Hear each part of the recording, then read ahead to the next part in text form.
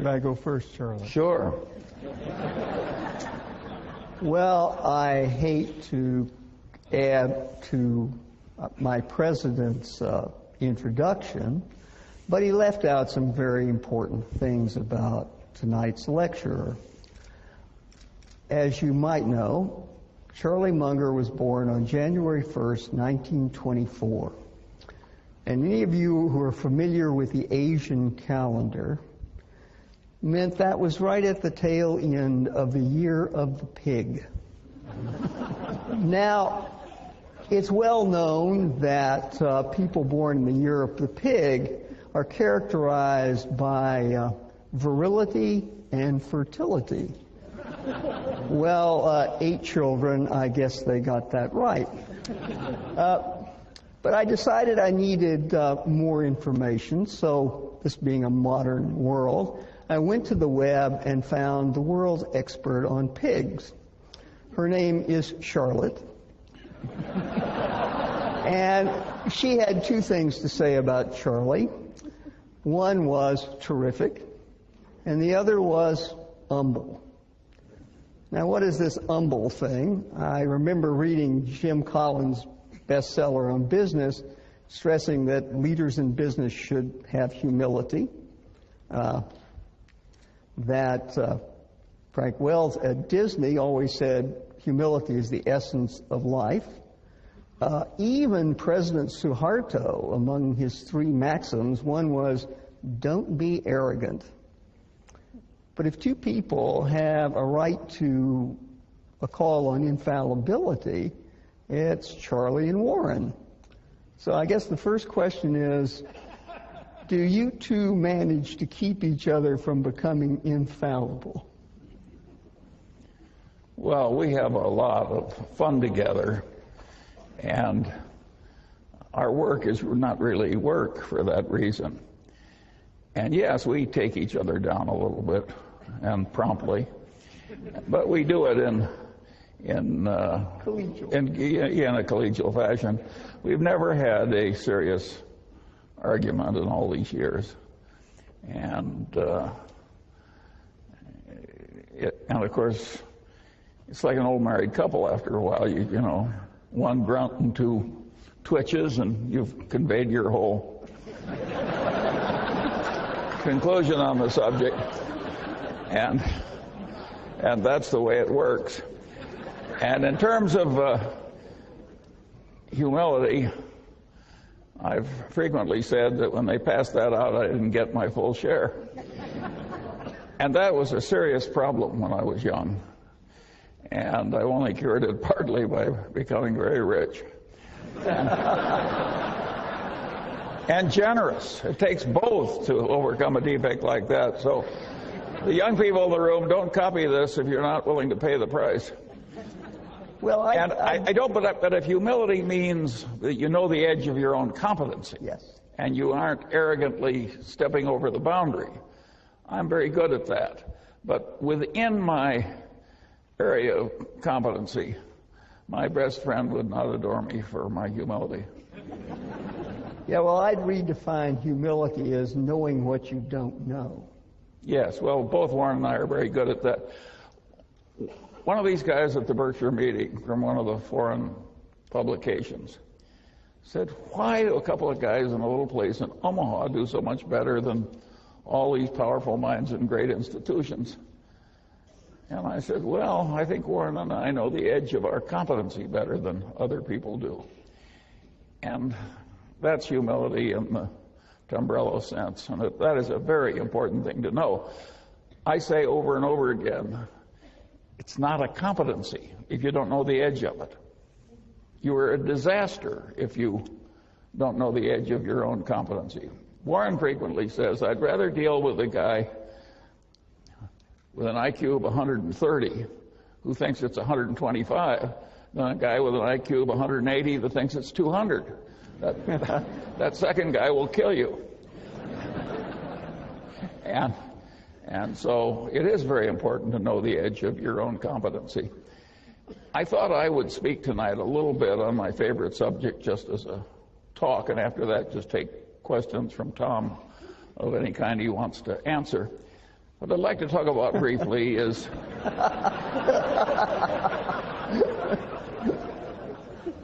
Tables. You think I'm kidding? And the topic I'd like to talk about briefly is common sense. Which isn't common. Yes. See?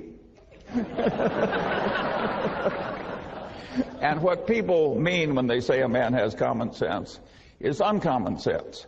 And usually they don't mean that the man has a narrow little activity he's good at, like knitting sweaters, and he sticks to that. What they mean is a man that can operate over a pretty broad range of human territory without making any big boners. And that is a very important thing to be good at, and the question is how you get it. I was very lucky in my own life because every place I looked, at the pinnacle, there was a guy that was better than I was. And one of my father's best friends was a great surgeon with a vast mechanical ability.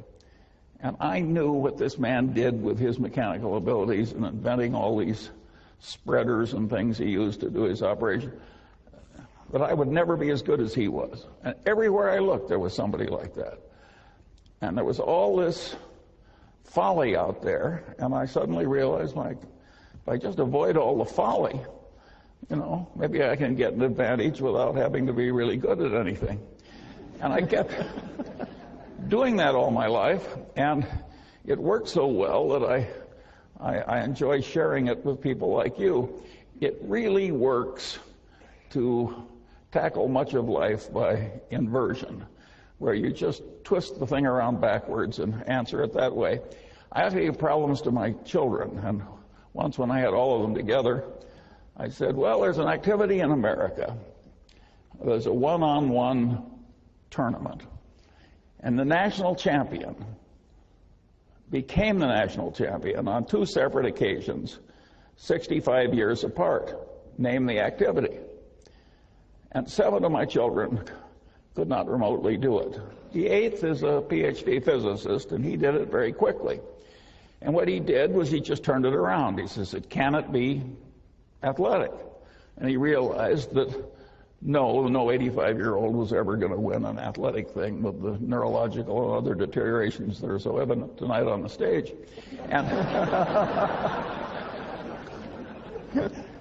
And so I said, well, could it be chess? He's a chess player. And he realized that no 85-year-old was ever going to be the U.S. chess champion. He knows what a chess tournament is like. But that led him to checkers, a game that you could almost master with enough experience. And of course, that was the correct answer. It took him about 15 seconds. All kinds of problems like that look so difficult. If you turn them around, they are quickly solved. And so this process that I've gone through life doing of identifying folly and trying to avoid it has worked wonderfully for me. Another trick that I got very early was that I loved big ideas that had a lot of instructive power. And I liked them so well that I didn't mind when they were in somebody else's territory. I just went in and took the ideas. So I paid no attention to the territorial boundaries of academic disciplines. And I just grabbed all the big ideas that I could, and then I used them in daily activity to solve problems and amuse myself and do self-education and so forth. Well, that makes me a collector. I'm a collector of inanity. And I've cataloged the inanities on structures in my head. And it's been a wonderful thing to do. If you stop to think about it, how many unhappy collectors do you know? Whether they collect silver or mistresses or, by and large, collectors are happy. And collecting inanities is just wonderful. If you collect stamps the way I once did, I soon had a U.S. stamp collection I couldn't afford to add a stamp to. Well, what fun is collecting when you can't afford the next stamp? When you're collecting inanities, there's never a shortage. And there's all this low-hanging fruit We had one this morning from the governor of New York. That was pretty expensive fruit. Well, but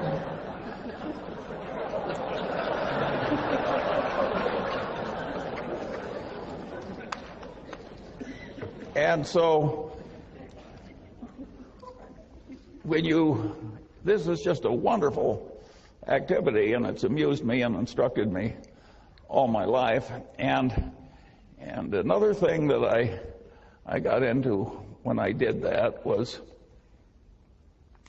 to be very interested in seeing how these ideas interplayed together. There's not big academic reward or worldly reward for integrating one discipline for a strange discipline, but a strange discipline that's not your own. So if you do it in your head, you're in a territory without much competition. Warren always says you should take the high road in life because it's less crowded. And this is a less crowded mental road in life, and it really works. And of course, when you do that, you get into issues where ideas are in conflict. And of course, it demands synthesis.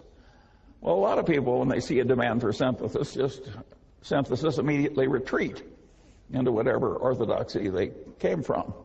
That's not the Munger. If there's two big, powerful ideas and there's a terrible tension between them and synthesis is demanded, I look it up if I can, and if I can't look it up, I try and figure it out. And if I have a poor approximation, I use that for a few years until it gets better. I got another idea that was very useful. I always liked Occam's razor. Now, that is a wonderful way to think. You can argue that Einstein's whole career was just a marvelous demonstration of Occam's razor. E equals mc squared is a pretty damn simple idea, but think of the power of it. And then Einstein developed, some people say, a counter-corollary to Occam's razor. This may be apocryphal because I've never seen it in any original source I trusted, but I've seen Einstein quoted with this observation over and over again. Everything should be made as simple as possible, but no more simple. Well, if Einstein didn't say it, he should have said it, because this is a very sound idea. I later developed a supplement to that corollary, and my supplement to Einstein's corollary was that about Occam's razor was in messy social science. If the result you're observing is a Lollapalooza, look for a confluence of multiple causes, multiple forces operating in the same direction. I got to that idea when I was trying to explain to myself how the Moonies were able to get some student to come out for a weekend in the country. And at the end of the weekend, the guy was a brainwashed zombie who was the slave of some megalomaniac nutcase for the rest of his paltry life. And this is obviously a Lollapalooza result. And so I looked in academia for an easy, correct answer to this, and of course I didn't find it. I finally stumbled across a popular book done by some psychiatrist founded by the Rockefellers, who had studied the last work of Pavlov. And Pavlov had these dogs in these cages. And when the Leningrad flood came in 1920, it went right up to the dogs' noses, and they damn near drowned and died, but didn't, and the stress was perfectly horrible. And they'd all been conditioned to have these dog personalities, and when the waters receded, the personalities had reversed. Well, Pavlov, being a great science, spent the rest of his life giving nervous breakdowns to dogs and trying to reverse those breakdowns. And this is not pretty reading, but it was very instructive. And I realized that the Mooney methods and the involvement of stress was clearly part of it. I also realized that the psychiatrist did not have an adequate explanation. Well, finally, I stumbled into psychology, in which I'd never taken a course. And so I just bought the 3 main textbooks in Psych 101 in the country, and I riffled through them quickly. And, you know, I could pick up the 20 main ideas in social psychology very easily. And when I used them as a routine system, I could see that the Moonies were using about 6 of these things in combination with the Pavlovian stress. And just as the dog's brains snapped in the Leningrad flood, the Moonies have a term in their conversion method causing the target to snap. Same damn idea. Anyway, I found that very interesting. And because I'd reached a conclusion, a very unpopular, unpolitically correct conclusion that I've just given you, because it gets into religion's conversion is a tough subject. But at any rate, it satisfied me, and so I expanded it into this corollary of looking for a confluence of causes when you see a Lollapalooza result in social science. And that has been enormously helpful to me, because I find that a lot of social scientists have a weird mania where they twist everything into whatever little concept they started with. Again, it's that old saying, to a man with a hammer, every problem looks pretty much like a nail. And I have worked hard to avoid that problem. And of course, if you grab the big ideas in all the disciplines, by definition, you're a man with multiple tools. So you're less likely to commit the inanities of the people who twist every problem into being a nail. Well, at any rate, there were a series of tricks like that I used as I went through life, and it was amazing how many times I'd find something that I could easily solve with my little bag of mental tricks that had missed other people who were eminent in their field. I could go right into their territory sometimes and see more clearly than the professional denizen how his conclusions fit into the bigger picture. Again, this is a very dangerous attitude to have in ordinary social discourse. But it's a very good way to invest money. And at any rate, that's the kind of a peculiar man you have here tonight. And of course, I idolized Ben Franklin because I identify with him. Of course, he was so much more talented than I am. It's just a joke to make the comparison.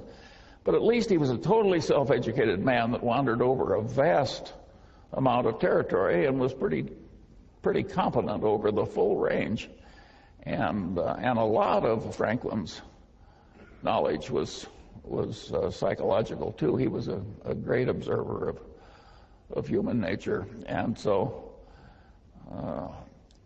there are implications, of course, in this attitude of mine in academia. And the implication is very simple. Social science in America is very poorly taught. And the people who are the denizens and the people that they teach are way more incompetent than they need to be. The solution is to get all these social scientists, or the ones that have the capacity to do it at least, so that they are comfortable across the boundaries of disciplines and see where the ideas conflict. Let me give you a simple example. If you went around Caltech and asked people, where do the laws of chemistry not apply? Practically everybody would say, well, they don't work in a hot plasma. No big deal. But if you ask a bunch of people that have taken the main course in economics and have gone on to business school in America, and you say, well, you're selling something in which is measured in units, and you want to sell more units. Do you raise the price or lower the price? Well, they've seen supply and demand. You lower the price. Then you say, tell me the occasions on which, if you want to sell more units, you raise the price. Now, this is an intelligent group. You've been through social science. I'm giving you some time. Will anybody who has the right answer raise his hand? Yeah, luxury goods. That's what do. About 1 in 50 comes up with the idea of luxury goods. Right. That the price is sort of a signal that it's high quality, and if it's not a signal of high quality, it's a way of bragging to your friends that you have both discrimination and money. But one other interesting example is the one that happened to my Caltech educated friend Bill Ballhaus, who was CEO of Beckman Instruments, a company founded by another eminent Caltech professor.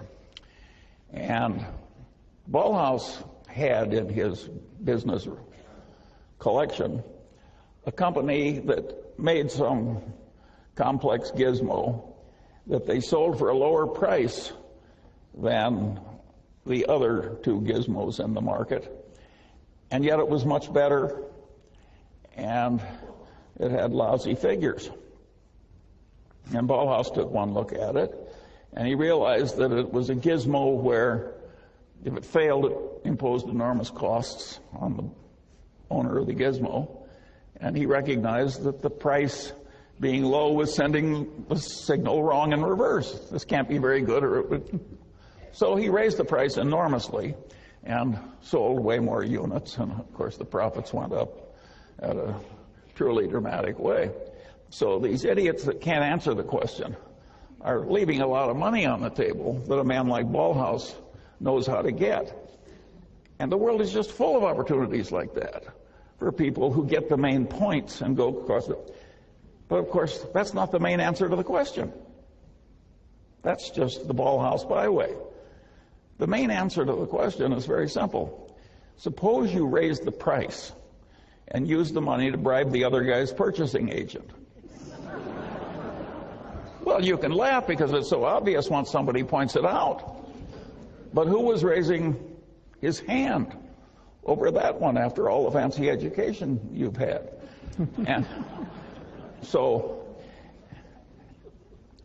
And the kissing cousin of that direct bribery of the other guy's purchasing agent, that's the way title insurance is sold in America, that's the way load mutual funds are sold in America, that's the way a certain amount of defense contracting has been done or attempted to be done. It's a huge, important part of capitalistic life, that business of raising the price and using the money to enhance sales. And of course, there are legitimate ways to do it too, like legitimate information through advertising or otherwise. But there's a lot of illegitimate use of increased price to increase sales, and that's a big part of the capitalist condition.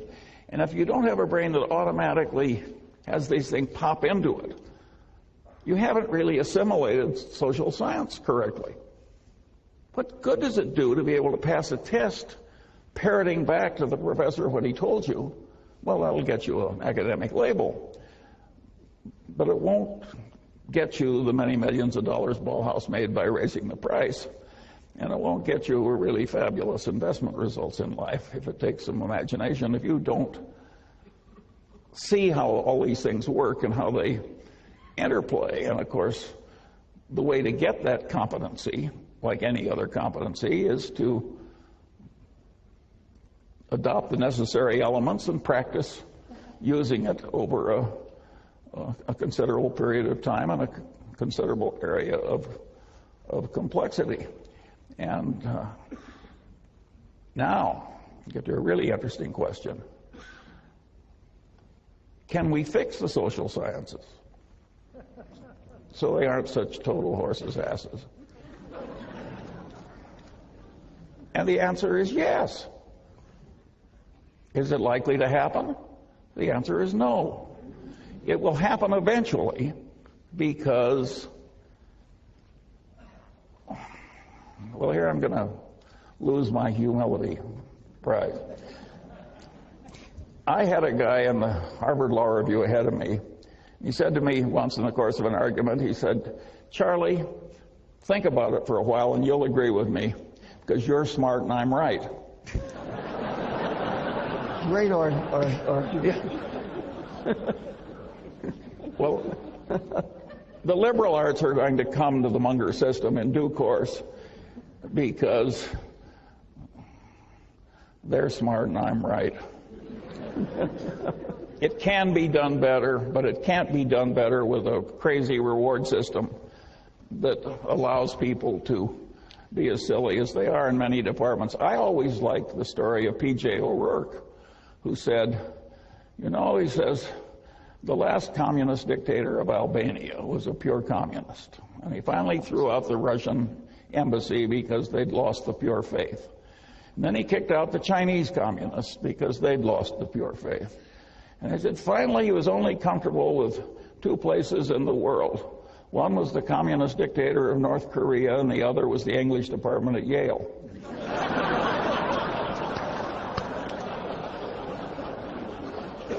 Well, you think I'm kidding, but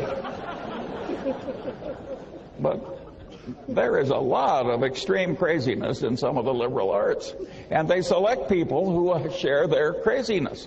And it is not necessary that academia tolerate forever this lack of multidisciplinary competence. It's not that hard. If some aging, untrained, fat, old man can do it, you know, surely the young, brilliant liberal arts people can do it. It will take a different incentive and a different system. It might even be that a place like Caltech could do it, but they'd have to get a rather unusual person to do it for them. Oh, all right, now I'll turn it over to... Well, I'd like to...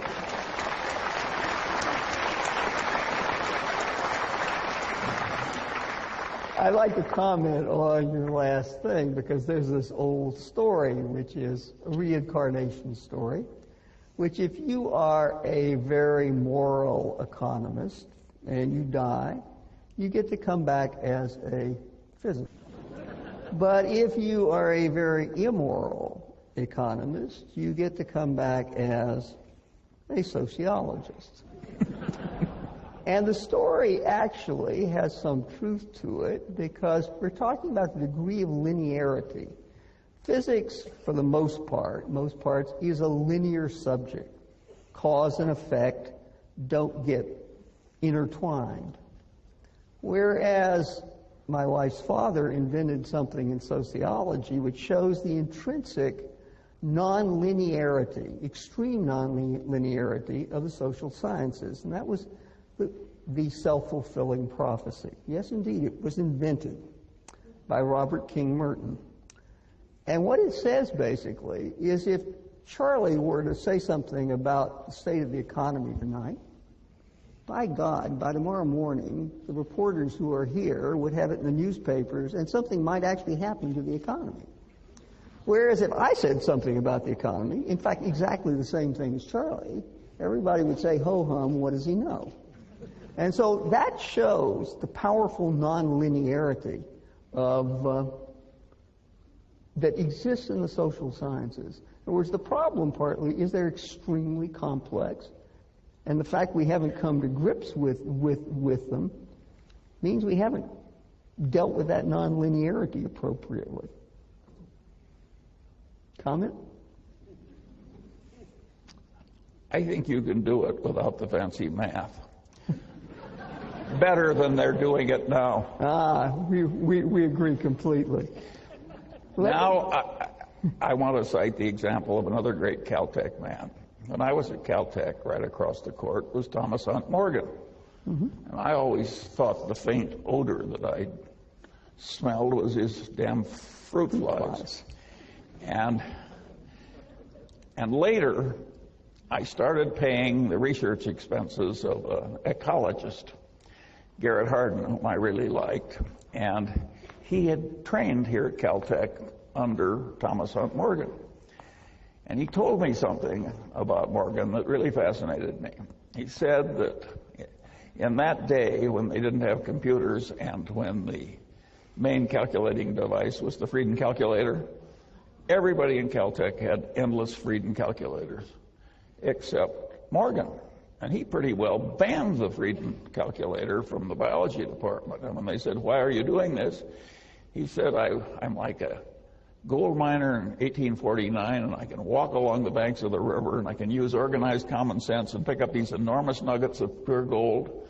And as long as I can do that, I'm going to use my scant resources to pick up all this gold, and I'm not going to revert to any placer mining, sifting the statistics for faint traces of something.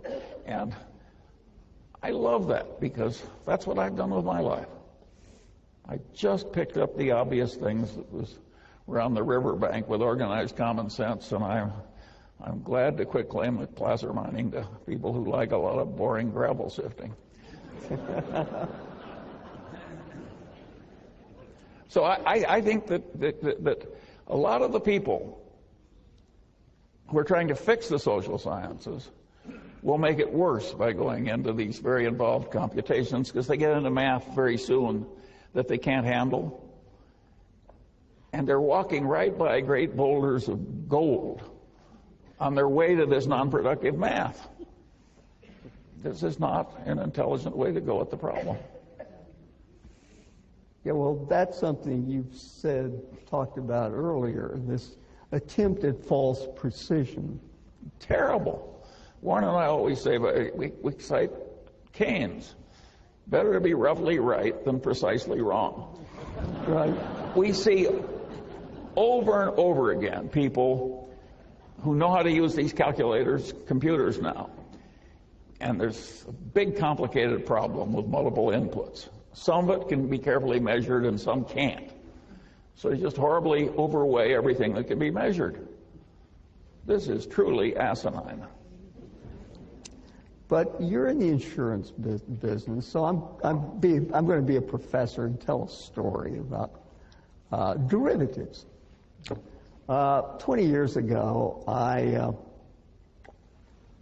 decided my wife and I decided to build a house on a tropical island. And yet, they had hurricanes. And, being a Caltech professor, that's a risk I didn't want. So I constructed a financial instrument, which was build a house and buy an insurance policy.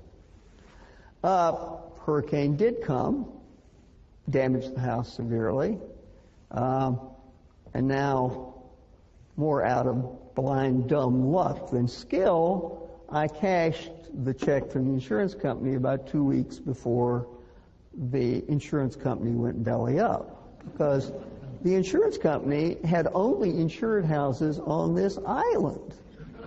And therefore, I hadn't constructed a hedge at all. No, of course not. I had constructed a common mode failure. And so the real question in society right now, whether we talk about bundle mortgages or any of the other fancy hedge funds, is whether the risks are really independent and you can determine them, or whether somehow there's these common mode failures that take down both systems at once. These same people who are trying to ruin the social sciences by taking it into this extreme, hopeless complexity of math that won't work are alive and well on Wall Street and creating securities, etc. And they've done the same thing there. They have created things so complicated that nobody can understand them. And therefore, they take shortcuts. They don't try. They rely on the rating agencies. There are grown men who looked at a bunch of collateralized debt obligations, all of which was rated AAA by rating agencies, and they all yielded 60 basis points more than normal AAA pieces of paper. Well, anybody with a grain of sense would see danger flags flying. I mean, the hurricane concept would come quickly to your mind. But what these people saw was a marvelous opportunity to get a lot of money for themselves by lying and cheating. They bought all these AAAs, they leveraged 4 or 5 times over, and then they told their investors they were getting alpha. They weren't getting alpha. They were taking a hurricane risk. And telling the people they deserved extra pay because they were delivering alpha. Well, they were delivering extra profits as long as there was no hurricane, no financial heavy wind. This is a deeply immoral way to create financial instruments. It's a deeply immoral way to run an investment operation. And of course, it's attracted more and more people from eminent places like MIT.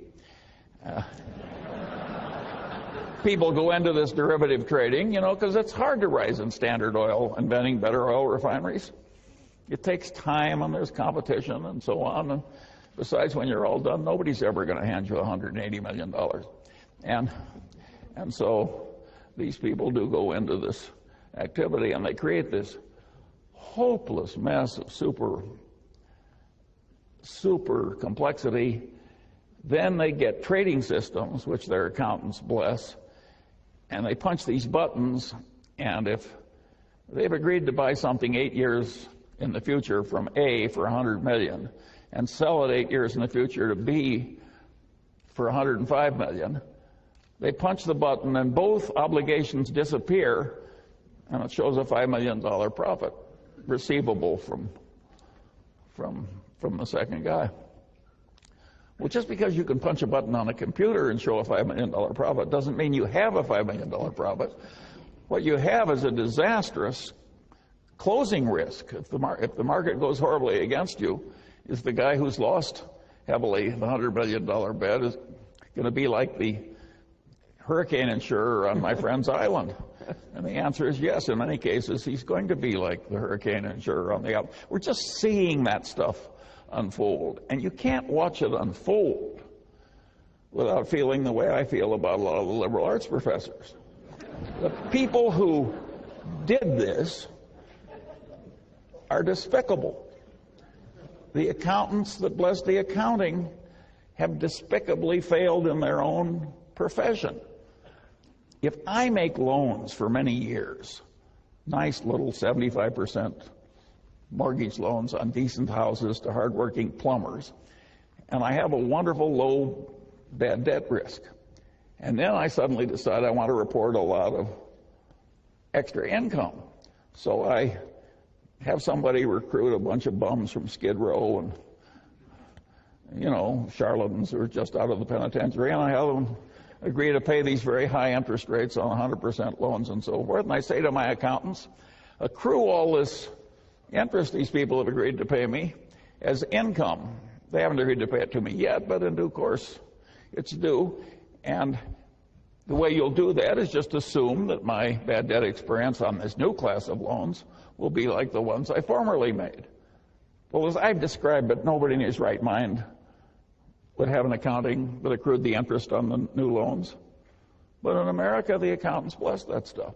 And they would say, you would make my life too difficult if I had to do anything but look back and count the old bad debt experience and just extrapolate it into the new type of loans.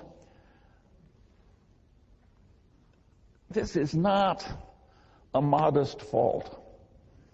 This is a significant fault in our common civilization. The professionals have horribly failed us. And the academics that have allowed these professionals to prosper without appropriate criticism, they have failed us too. And the regulators, Warren cited the example. They have 200 regulators in Washington. They have 2 companies in Washington, and their sole job is to watch these 2 companies for unendurable future troubles, Fannie Mae and Freddie Mac. 200 people in Ohio. That's all they have to do. They ended up with, $30 billion worth of miscalculated earnings, and it just was totally insane. It was a Mad Hatter's Tea Party. I mean, all these people have horribly failed us with the most elementary common sense. Nobody ever said, look, this is too difficult, at least for the kind of people you have doing it. And yet it was obvious it was too difficult for the kind of people. And the guy who headed Freddie Mac was a PhD economist. And Berkshire has a subsidiary, and it was headed by a PhD psychologist. And the only thing he improved in his tenure was the wine cellar, the corporate wine cellar. And when the money finally ran short, and the chief financial officer said, we're running short of money for the wine cellar, he said, take it out of the depreciation reserves. Well, the depreciation reserves are a liability account. A PhD in psychology. I mean, I don't invent these stories. One of the if you're a collector of inanities, you can top anybody always with a true story. Well, the problem we academics have is we almost always solve problems we think we can solve, as opposed to problems that are real problems. I'll give you a quote that you may not know, and that's from Fisher Black, of Black-Scholes. He was a professor at Tufts, and he decided late in his career to take a very nice job at Goldman Sachs.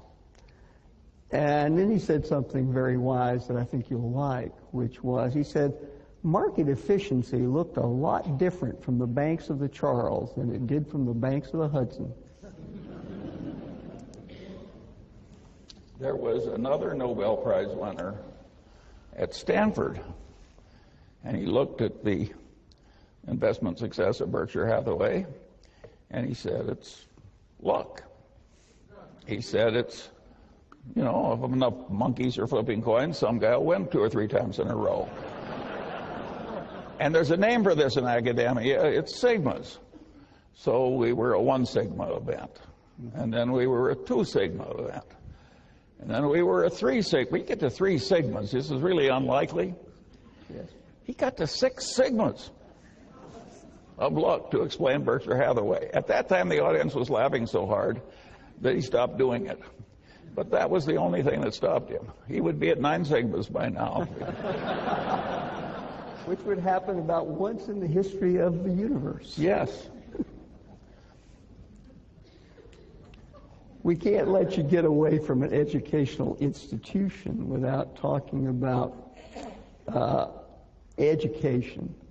Caltech is a small manufacturing operation. We take raw material that we get from the high schools, and we turn it into a product. Now, I'd like to say we don't make Chevrolets at Caltech. We make Formula Ones. But we are dependent on the quality of what comes in because we have to work with it. And what we work with is what comes out of the educational system in the United States. And I have some opinions, but I want to hear your opinions about what's happened to one of the best lower-level educational systems in the world over the last, say, 40 years. Well, of course, the educational system failed horribly in the central parts of the big cities. And the price that our civilization will pay for that failure is really huge. And of course, it has multiple causes.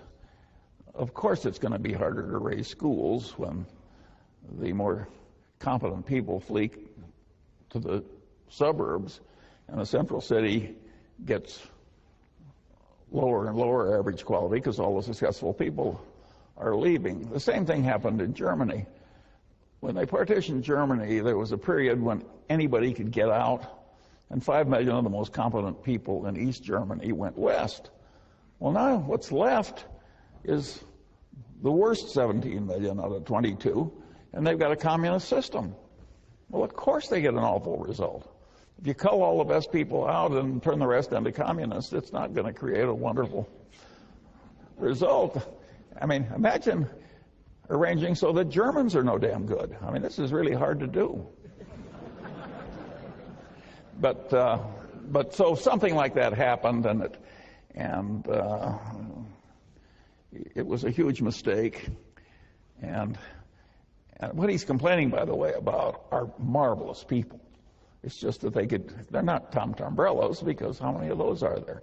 But Caltech gets marvelous people, and The average quality of the entering freshman at Caltech is simply marvelous. And the average quality of the institution, in terms of the way the professors, the administration, and everything behave, is wonderful. And the asininity around Caltech is way low for a human institution. And if any of us had no friends or family left, and we were thinking, what are we going to do with our worldly goods when we have to part with them? I don't know about you, but I wouldn't have a better candidate than Caltech. I'd have way more confidence in it than I would have in say, an elite Ivy League school. I think they're pretty good too, but I think Caltech would be more reliably sensible and more reliably ethical than the other places. And so Caltech is a very remarkable place, and you shouldn't judge the world by Caltech. This is way better than normal. And you have to understand where the man's coming from. Most of our students volunteered to come here. Charlie was drafted, sent here. So he was not a volunteer. He was a draftee. And he learned to be a weatherman. So if you think he knows which way the wind is blowing, he has a degree in it. By the way, that's an interesting subject. Because I was going to do this, I looked at the ordinary meteorological text, like Meteorology 101 is now taught in America, and I compared it to what I knew after getting what was then a graduate degree at Caltech. And you can't believe how much they've figured out in those 60 years.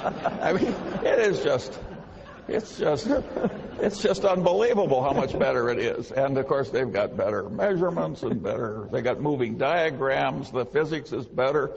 You'd think we would have known everything about the phase changes of water by the time I was at Caltech.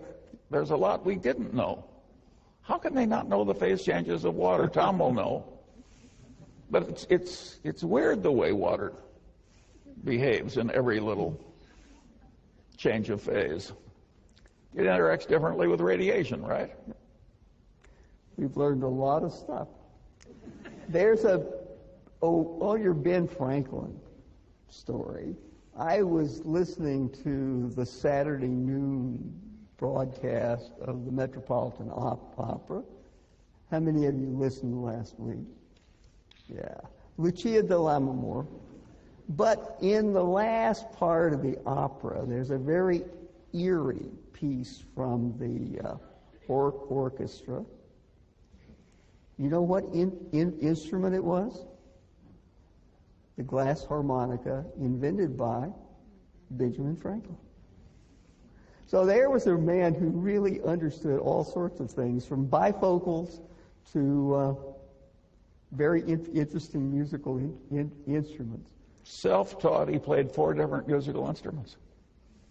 It's just a casual. He had a broad range. Indeed. He sang pretty well too. I'd say if anybody saved this country by getting the French to come in and help us with the British at Yorktown, it was Franklin. Yeah. Bill, I noticed at dinner that he was gazing at us from the wall of the library. I know you're a fan of Jared Diamond. Jared Diamond gave the commencement address at Caltech last year. And a few years ago, he wrote a very interesting book called Collapse, which has, among many other examples, 2 that I find very interesting. One is, of course, the collapse of the Vikings colony in Greenland as the weather got cold again. The Eskimos who'd come in from the north, of course, didn't notice it. They were eating seafood. The Vikings were eating sheep and cattle, and when those disappeared with the colder weather, they starved to death. The other was Easter Island, where they got into a mad race to create some artificial economy of building the great stone heads. And of course, destroyed the ecology of the island and ultimately themselves. I thought, that can never happen now. So I have to tell a story from about 30 years ago when I was still consulting at Los Alamos, and a friend of mine worked in something called X Division, where they made things called thermonuclear bombs. And we were having a conversation about the competition. And this conversation went on for a while, and he kept saying, you know, we've got to keep ahead of these guys. They are really giving us a bad time, and we can't keep up with them. And, you know, after a little while, I said, you know, this doesn't sound like the Soviet Union. He said, Soviet Union? Those guys don't build anything we care about. We're talking about Livermore. And so there we were in a mad race, using up the country's treasure in a wild attempt to keep up with ourselves, building the equivalent of stone heads. So are we doing anything like that you see in our society, Charlie? Are we building stone heads or competing with ourselves when the real competition is doing something else?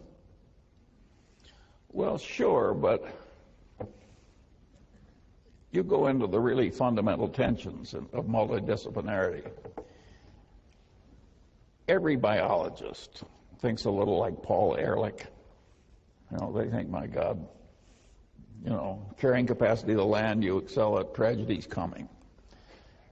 And every economist thinks we've had compound interest at 3 or 4% for 300 years, and who's to say we can't do it for 500 years more? And they just each live in their little world, and nobody thinks that these ideas, in the end, have to synthesize in the real world. And, of course, from neither side are they very good at this synthesis. Every ecologist underestimates the power of the ideas of the economists, and every economist tends to believe that any troubles from carrying capacity are almost non-existent. I once heard an economist say that the supply of coal was infinite. And I said, how did it become infinite? And he said, well, not quite infinite. But I am not inventing these stories. They're in my collection of inanities. As I say, if you just join my collecting council, you can have all the fun I've had all my life, and you'll never run short of material. No, I think Jared Diamond is, to me, very interesting. I think Guns, Germs, and Steels was one of the great books written. But the main point was wrong.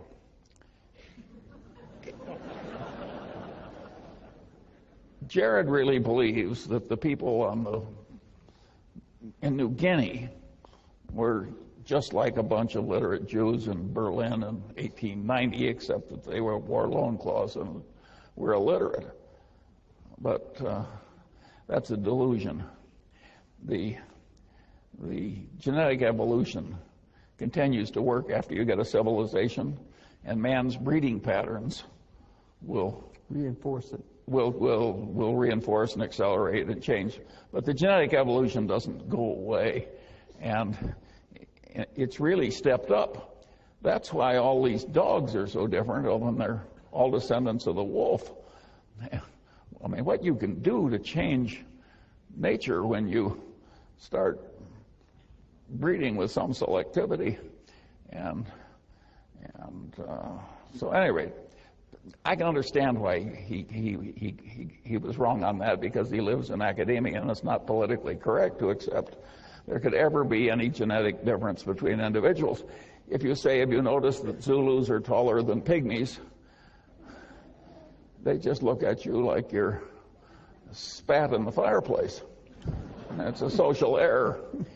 But they don't say that they're exactly the same height. They just look at you with detestation. But the truth of the matter is that part of the problem with the United States is that we are now competing with some people who have some considerable genetic advantages over us.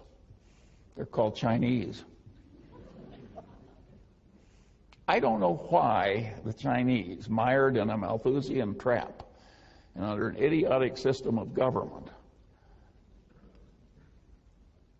got a genetic mix that was so good on capitalism when it was unleashed. That's a very interesting question. But some kind of selective breeding happened over there.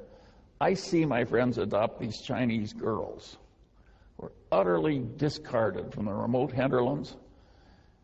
And one of my granddaughters. Well, I've now seen a sample that's so great. I say I'm not like this idiot professor at Stanford who, 6 sigmas of luck. There's a reason why these girls are working out so well. In many cases, way better than the people who had their own children. And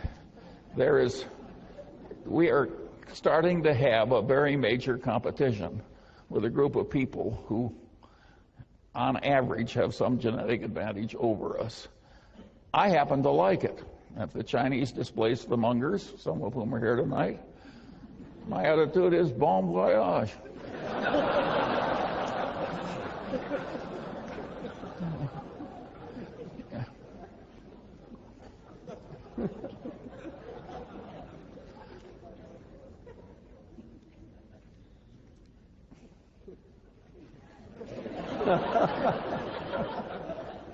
But it happens over and over in this country. When my grandfather came at the end of the 19th century, 13 years old with a 9-year-old brother by themselves, illiterate, impoverished, I'm sure the people in the U.S. despaired that these Sicilians were coming into the country and it was going to be the downfall of the place.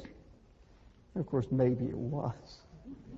But they did survive, and they did bring their parents and their younger siblings over.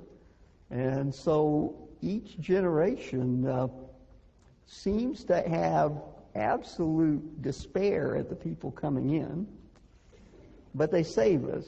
I call this the vampire economy, that the U.S. lives on the fresh blood of immigrants. And each group gets replaced by another group. Yeah. But I think we could safely take in a whole lot of Sicilians, and we'd get about the standard number of Tombrellos. But if we try that with the Chinese, we'll get way above a standard number. Of course. You got it. The Sicilian blood is run thin. We need to be replaced by something better. No, I don't say it isn't a tough blood. I just say that I don't think we'd get more physicists out of Sicily than we. Which reminds me of one of my favorite true stories.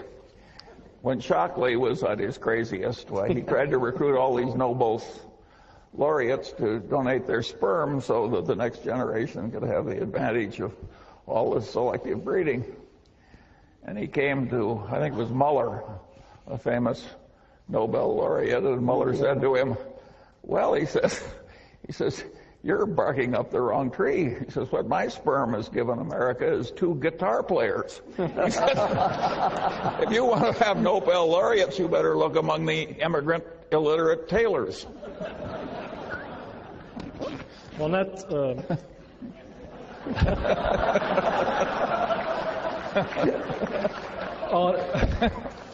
on that note, I would like to thank Tom and Charlie for a very entertaining first part to our program. So, thank you for the first part.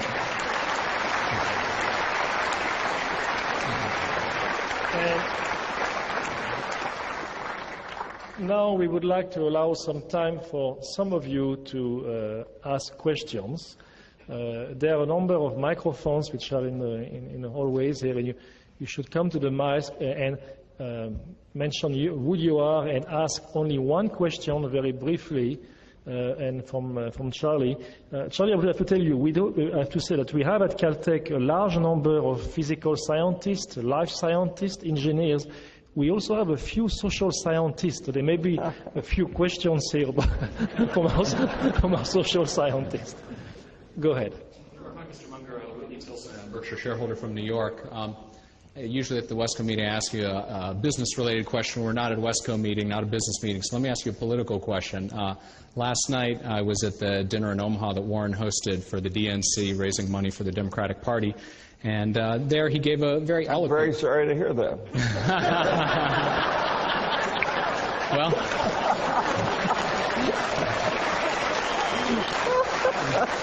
I'm going to ask you to elaborate on that, actually, because he gave told a story about how he was the son of a far right-wing Republican congressman, grew up, hearing about godless communists, et cetera, and so at some point in his youth sort of sat down and very calmly and rationally, in the way he described it, much like investing, I think, thought about, laid out his worldview, what he thought was important, et cetera, and made a rational, unemotional decision that, the Democratic Party is right for me. And so I asked him afterward, I said, do you think this administration might tip Charlie over to our side? And he sort of laughed and said, well, maybe, but if I were to ask him about it, he'd never come over. So I figured I'd ask you about it, and I'm not going to be so rude as to ask you who you're voting for, or might Hillary or Barack be able to count on your vote this November, but rather to a bigger question about how did two such like-minded people who, in your early comments, have never really disagreed on anything, can communicate so well and finish each other's sentences and so forth, end up in two political parties that can't seem to agree on anything. And sort of more broadly, if you could maybe tell us your similar story to what Warren did. Did you become a Republican because you sat down calmly and unemotionally and thought about the issues? Or was it something like most people, I think? It's one question, okay? One question and one... Well, Whitney, I think that if you're a really intelligent person, you have to hold your nose in reviewing either party. Yes. And just exactly which one gives you the most offense can vary between intelligent people. And Warren and I get along so well because he's not a normal Democrat and I'm not a normal Republican.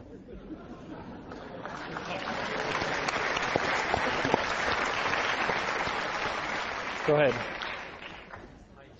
It's Aaron Edelheit.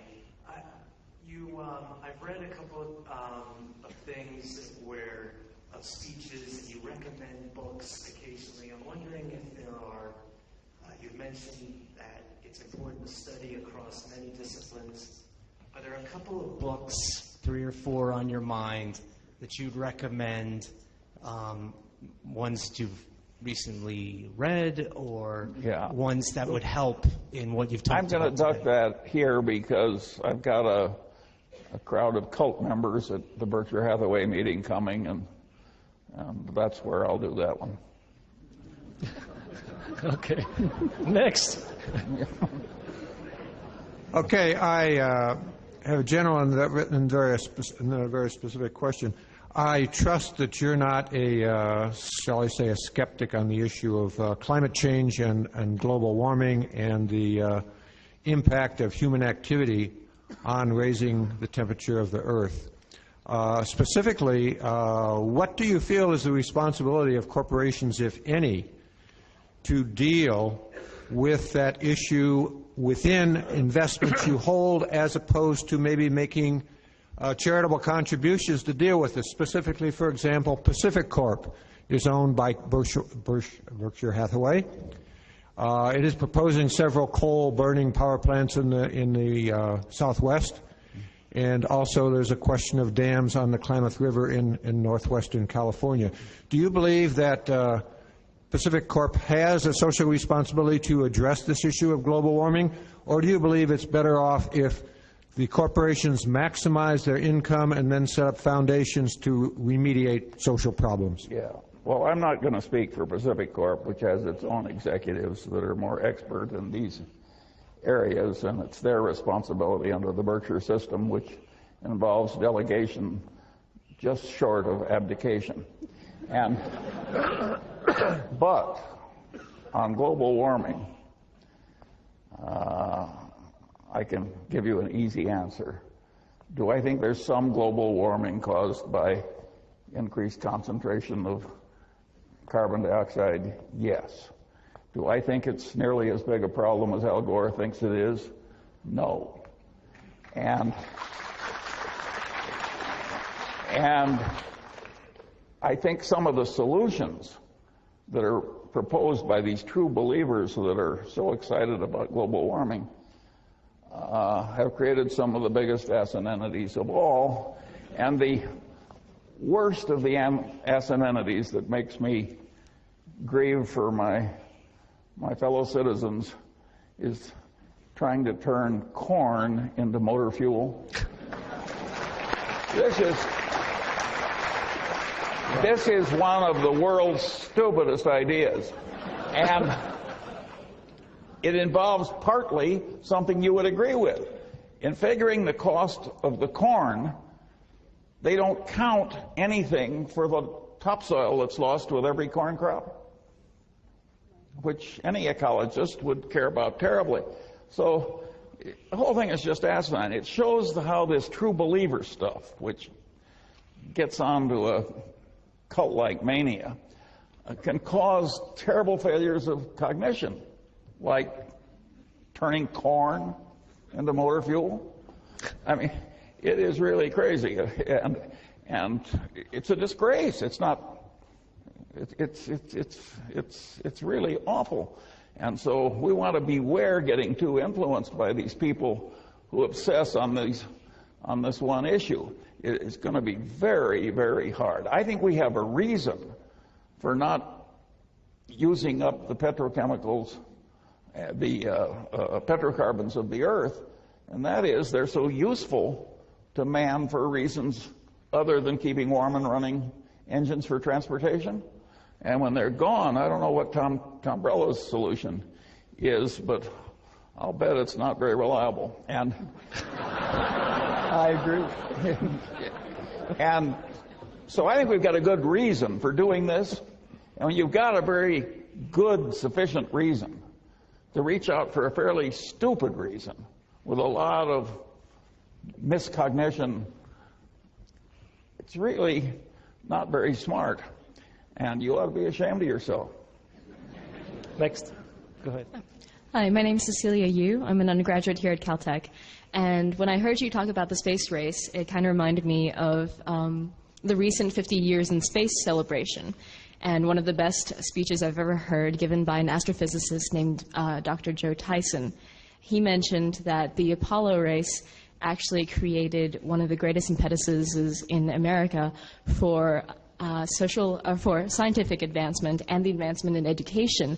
So when you called it a race of head building, big head building, I wonder if it's about time that America had another such big head building race to create another impetus to study science, and especially in the public education system. Tom, I think she wants you to answer.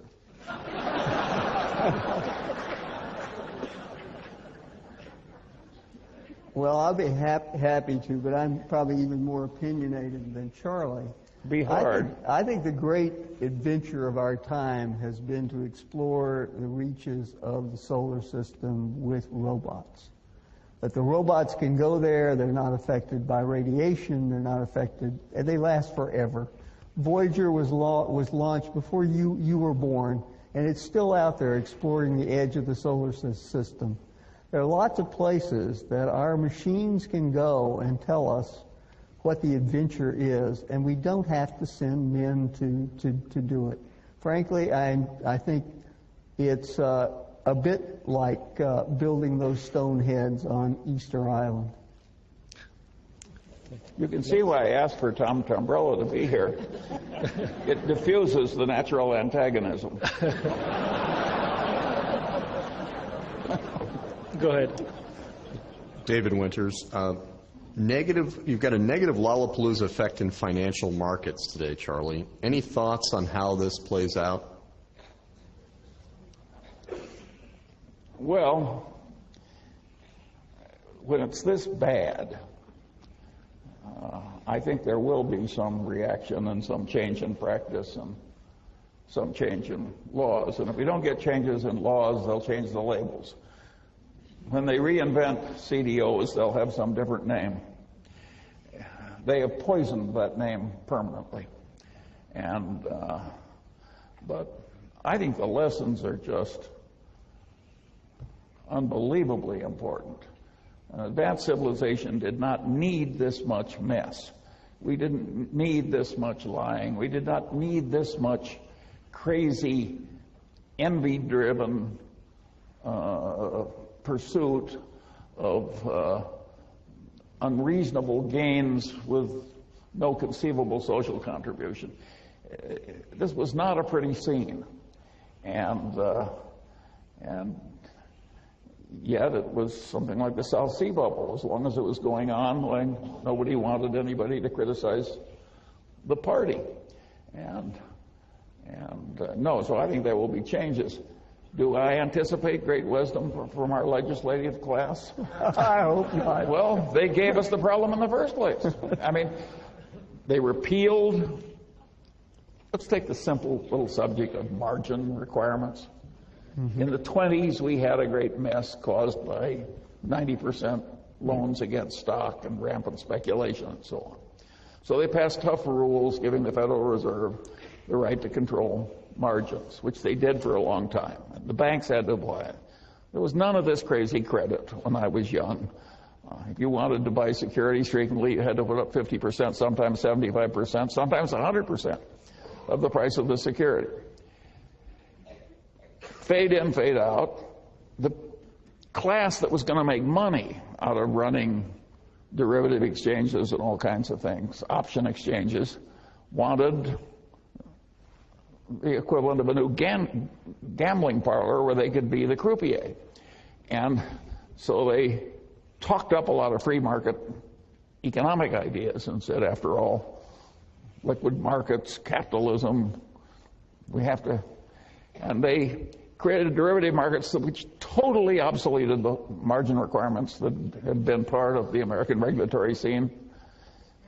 Human nature needs margin requirements, just as it needs restrictions on selling heroin to 14-year-olds. And our legislative class, item by item, repealed all that stuff. And once it started making money, they just multiplied it. And then they got into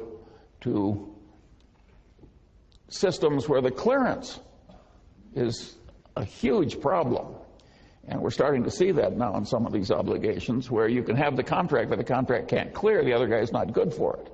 The procedures are not proper. It's like his insurance company that insured against hurricanes until it came to the island where they wrote the insurance. It's like what I call the accounting for Berkshire's derivative book. It's a new class of asset entitled good until reached for. By the way, it was $400 million that the accountants blessed. But when we reached for it, it just went to mist. I don't think that you should have a lot of assets on your books that are in the category good until reached for.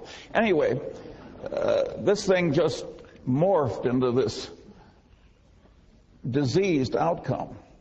And so it's hard to predict what the legislative reaction will be. I think we've created such a vested interest now in all the people that profit from this stuff that I don't think we're going back to margin requirements, and I don't think we're going to get rid of all these stock option exchanges. I knew we never needed them. Warren went and testified before Congress that we didn't need this stuff. He was a solitary voice.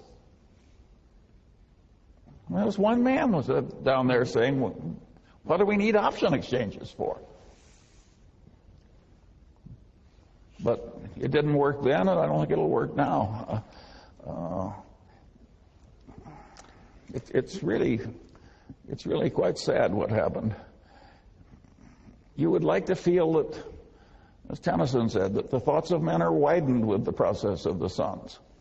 Why do we have to repeat the same old follies over and over again in a thin disguise? But evidently we do. My friend Garrett Hardin wonderful man, another Caltech trained man. He used to say, if Aristotle were alive, he would be a very grumpy old man. Because he would have seen the same damn mistakes made over and over and over again. And that may be some of the problem with me.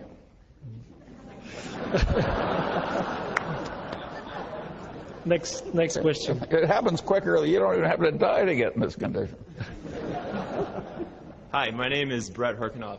I wanted to know what you think the most important career or academic experience a young person could get today would be to become a great investor in the future.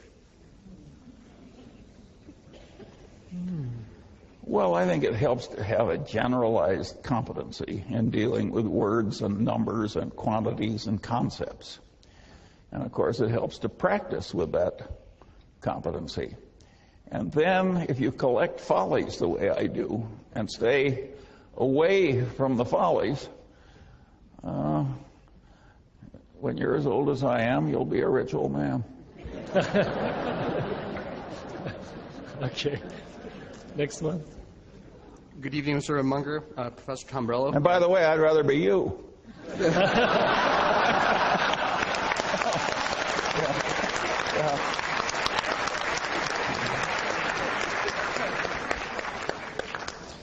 My name is Dennis Armani. I graduated from Caltech 3 years ago, and now I'm a proud employee of Glen Eyre.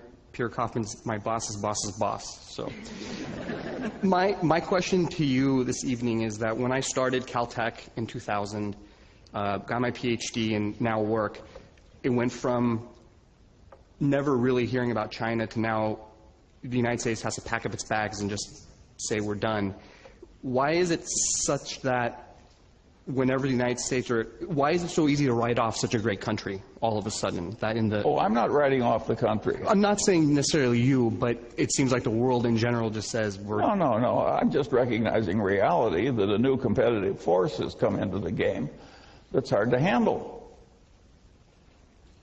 You don't write off the country if you're a very good golfer and Tiger Woods comes along.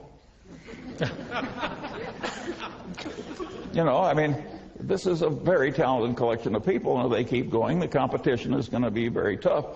Berkshire goes out of its way not to compete with these people head on.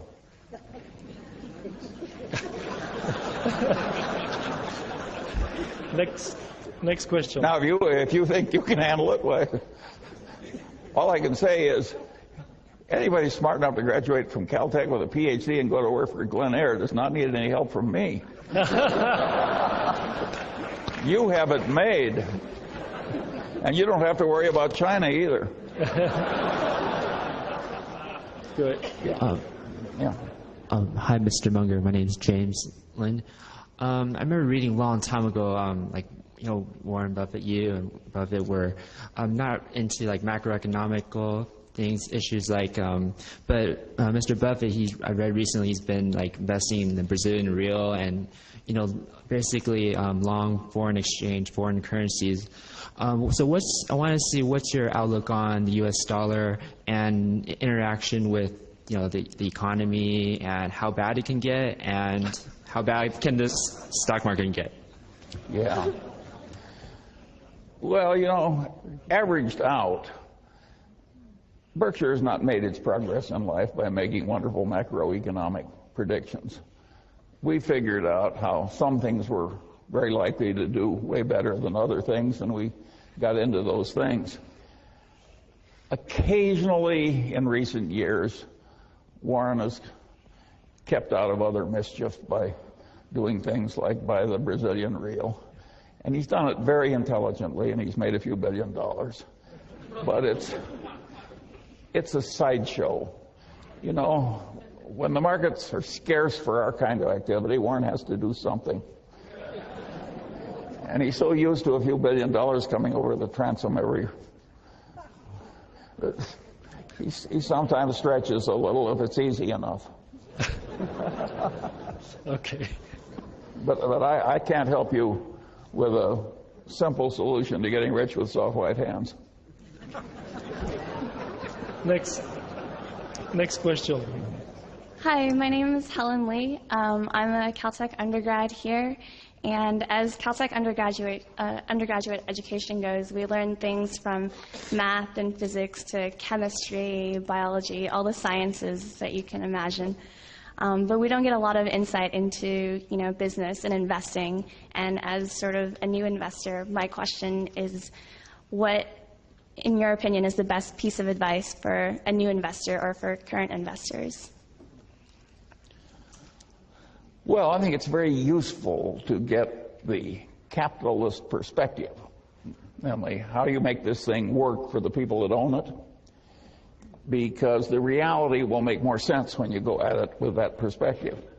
So even if you don't intend to get rich, you want that perspective because you'll understand the reality you're dealing with better.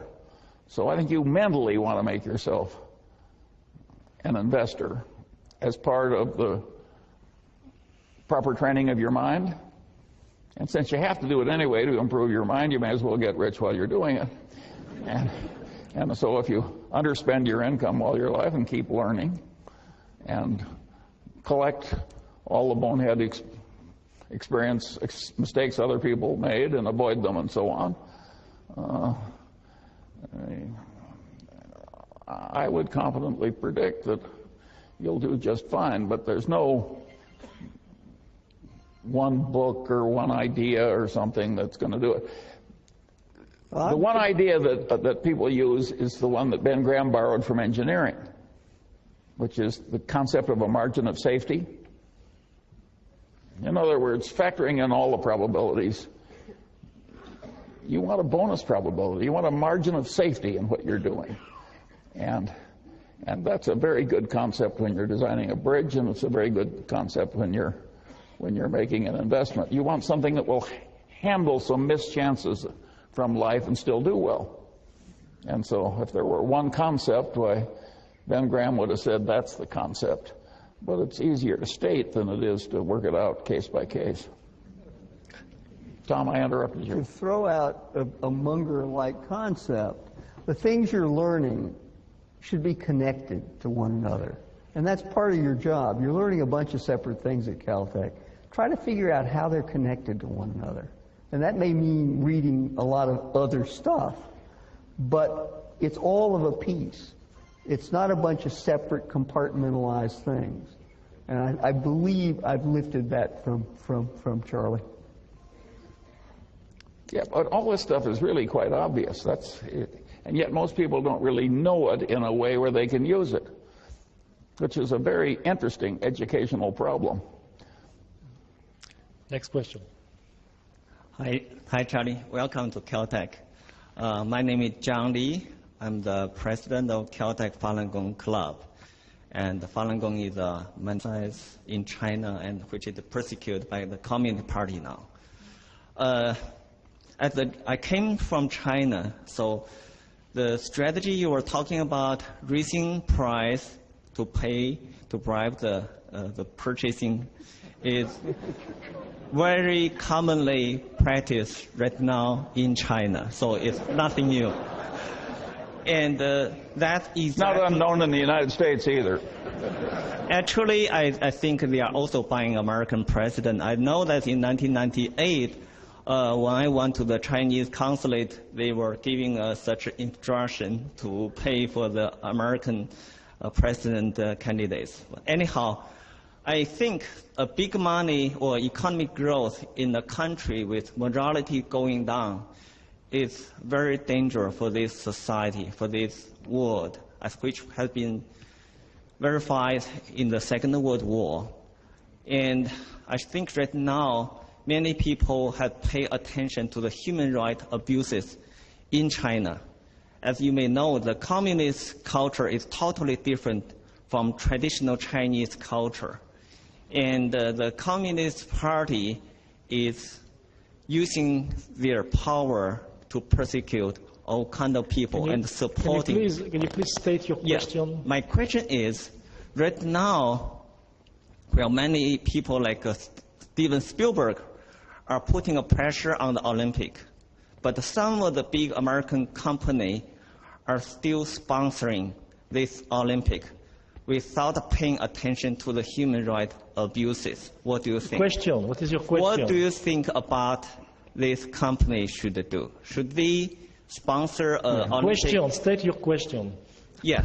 Should this international company sponsor these Olympic Games which still have human rights abuses? Thank you. Well, my answer would be yes. I figure that China is a nuclear power. We have to get along with China whether we like it or not. There would be nothing much more asinine than creating a lot of needless tension with the nuclear power, and particularly one which is improving decade by decade from its worst condition. So this idea that I think getting along with China and sharing in their pride with their Olympics is a very good idea, the human condition being what it is. Thank you. We are running out of time, so I'm going to allow maybe 2 or 3 more questions, and I'm sorry for the many of you who would like to ask additional questions, so go ahead. Hi, Mr. Munger. My name is Greg Ragney. This is my first time seeing you in person, and it's a real pleasure. I was pleased to hear you speak about common sense and the Lollapalooza effect and your lattice work of mental models. I'm wondering if you could give us a specific example of how you integrated these ideas to recognize a great investment. That would be of great help to those of us trying to understand and replicate your success. Well, some of the ideas were so simple. We noticed that in city after city, the monopoly newspaper made more money every year. And in some cities, there were still 2 newspapers and one was slowly dying. And so we bought the one that was sure to win.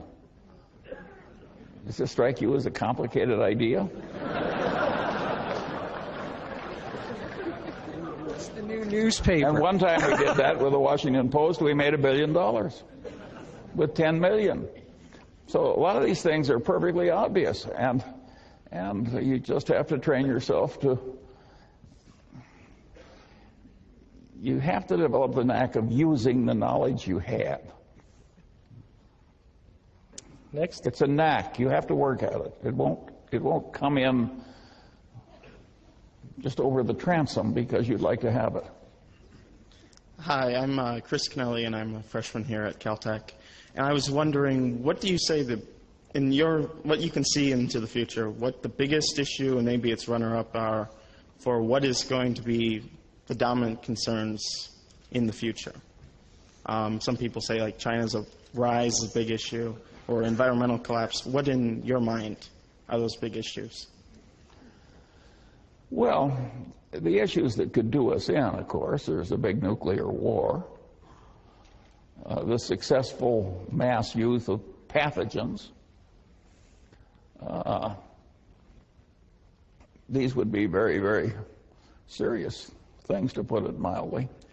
And of course, something could happen that we don't anticipate. I would not predict that environmental collapse is going to be the big killer of human beings. Man is a very clever creature, and when things get tough, we can do all kinds of things. The guy spoke about global warming. If we want to change the temperature of the Earth, once you're talking about trillions of dollars, we can change the reflectivity of the Earth. 30% of the solar radiation, it just bounces back. And we have things like mirrors. The difference in reflectivity between a really good snowfield and a black body is the difference between 95% and zero in terms of reflectivity. And so there's a lot of potential. And the guy who I remember first suggesting changing the reflectivity of the Earth was John von Neumann. Probably some people would say the greatest mathematician of the last 100 years, but certainly he was up there. And so I think all kinds of things we can do The shortage I see is, it all gets back to energy. If you've got enough energy, you can do practically anything. And of course, Caltech is way ahead on that. They've examined all the options, and they're all for using the sun better. That's the correct answer. And I think man will be clever enough to do it, and if he doesn't like the temperature of the earth, I think man will be clever enough to change it. And so I don't have the environmental terror a lot of people do. And that's from a man that gets very nervous on the way we treat cows. I do not like the fact that the average dairy cow in the United States is kept pregnant by artificial insemination 270 days a year. I suspect that many hormones in the milk is not a good idea. Now, I don't know whether it is or not, but I know enough to raise my eyebrows. So I think there are all kinds of things that we will learn to change. And by the way, that may be one of them. So I think man will be clever enough to avoid the worst of the environmental troubles. Whether man will avoid the other troubles, I'm way more negative. I think the folly of man is up to some pretty extreme things. Imagine Adolf Hitler taking over a civilized country like Germany. And he could have won. I mean, to some extent, we were quite lucky in that war. When I went into the Army in January of 1943, a year after Pearl Harbor, I was drilling in the mud with wooden guns. I mean, we were very lucky that we had all these oceans and that we broke their codes and we had these wonderful scientists and that Hitler kicked out all the brilliant Jews. We just had a lot of good fortune. And the next time we may not be so lucky. So I would argue that the next time we should be wiser. Okay, next question. Good evening, Mr. Munger. My name is Mike McGowan. I live in Pasadena. I'm a Wesco and a Berkshire shareholder. The fellow about one ahead of me asked my question and you answered it. So I'm kind of rephrase it. You've spent a really interesting life looking for the truth in a number of situations and then have acted upon it, whereas other folks in Wall Street and in academia and in other cultures seem to, even if they see the truth, they don't follow it. They find it easier or what have you to follow their fellows in doing this. What is it that you've done that you could suggest or that seems to be a model for these guys kind of discarding the opinions of their fellows and pursuing something that would really be, as you said, developing the knack for this? I think to some extent I was naturally disrespectful of the received wisdom, and I wanted to figure it out better. And I think to some extent that was an inherited disposition.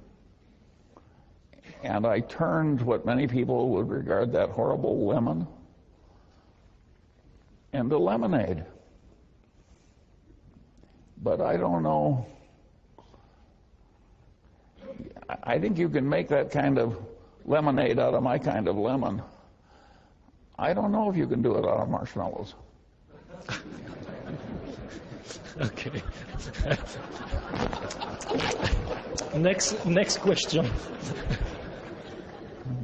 Good evening, Charlie. Welcome to Caltech Beckman Auditorium. I'm Jay Whitcraft from Sierra Madre, and I bring greetings from a fraternity brother and classmate of mine, Peter Munger, who I believe is a cousin of yours back in Philadelphia. My question is, I'm in the Sierra Madre Foundation, and we have a problem. It's a small town, 11,000 people, 3.5 square miles, and we're trying to keep our budget together. And because of a cutback in taxes that we used to get from the state, we're hurting for money. And I wondered if you have any suggestions as how our city could help us, or how our foundation could help the city do better with our budget. Well, lots of luck. fixing the reactions of politicians in government to deal responsibly with financial problems. This is a big order.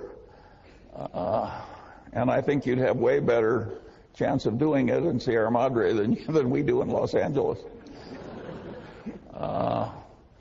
It's almost in the nature of things that the politicians will make all kinds of promises and do all kinds of things to please the voters and sort of put off the obligations until tomorrow. And so they're constantly building up a great load of future obligations. And they're constantly posturing for votes as distinguished from really trying to get the right answers. And of course this causes problems. And it's no fun to suddenly have to chop activities out of your accustomed lifestyle. And I solved the problem for myself in my own way, and I'm afraid I'm going to have to leave you with the problems of Sierra Madre. Final question.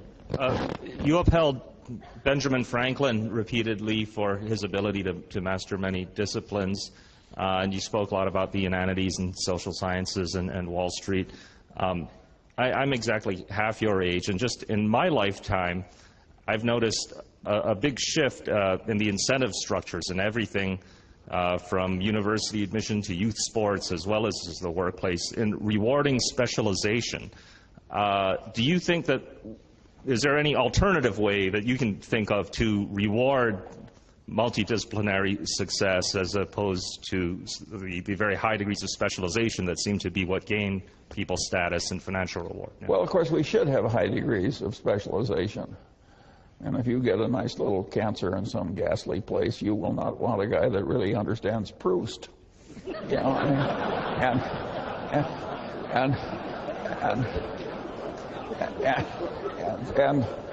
but of course, it's my argument that you can be quite competent in your specialized field and also have the common sense over a broad area if you work at it appropriately. Let's take the case of Newton. More than half of the powerful creative period in Newton's life was totally wasted on alchemy and theology. And in the remaining half, he managed to create quite a distinction in his chosen profession. He had power to burn. Now let's assume you're not Newton. You're just a good guy who's going to be a good mechanical engineer. You know, don't you think you could get a general competency? Just as you might be a good engineer and also play golf? There's plenty of time to do it without ruining your specialized competency. All you have to have is the will and the technique. And every hour you delay in doing it, it's just, you're just increasing the chances that you'll remain in the shallows. Now, most people are happy in the shallows. After all, there's always somebody that's in a shallower place. Thank you. Yeah.